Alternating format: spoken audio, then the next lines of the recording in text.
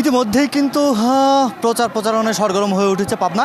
এই ধারাবাহিকতায় কিন্তু আসলে পাবনার ঈশ্বরদীর যে আটঘরিয়া 4 আসন, এই 4 আসনে কিন্তু নির্বাচনী প্রচার প্রচারণায় আসলে সরগরম হয়ে উঠেছে। আমরা এই মুহূর্তে রয়েছি পাবনার ঈশ্বরদীর যে 4 আসন, এই 4 আসনের যিনি স্বতন্ত্র প্রার্থী রয়েছেন জাকারিয়া পিন্টু, তিনি তার মোটরসাইকেল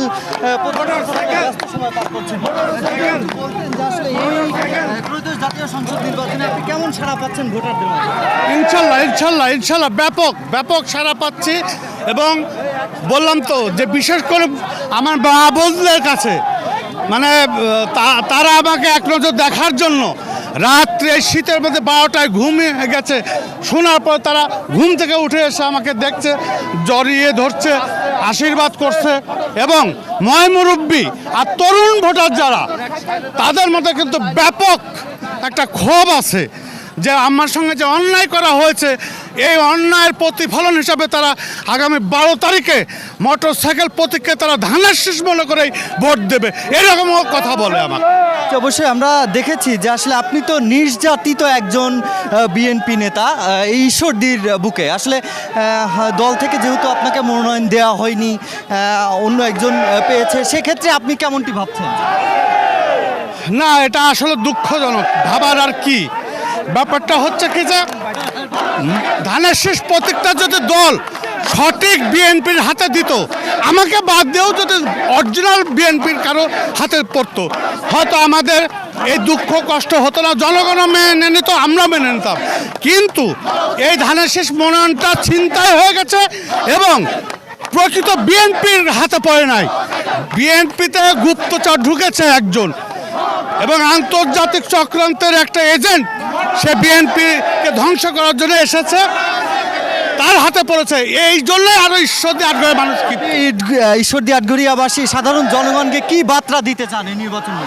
ইনশাল্লাহ আমি আমার ধর্ম বর্ণ দল মল নির্বিশেষে আমার এই মোটরসাইকেল প্রতীকের সবাই ভোট দিয়ে 12 তারিখে বিজয় করবেন এবং আমরা একটি সুখী সন্ত্রাসী চাঁদামুক্ত বাংলাদেশের এই ঈশ্বরদীকে একটি আদর্শিক হিসাবে গড়ে তুলব, এই প্রতিশ্রুতি নিয়েই আমার জনগণের কাছে আমি আছি। সাধারণ মানুষের ভোটে যদি আপনি নির্বাচিত হতে পারেন, এই ঈশ্বরদী আটঘরিয়াবাসীর জন্য কি করবেন বলে আশা করছেন?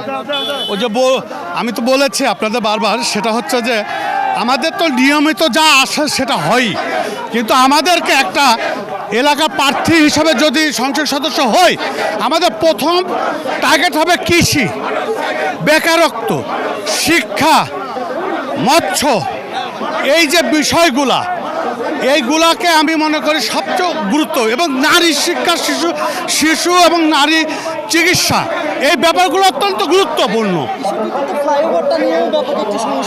জি হ্যাঁ, সেই ব্যাপারটা যেহেতু বিগত সরকার লুটপাট করেছে, বারবার প্রতিশ্রুতি দিতে করতে পারে নাই।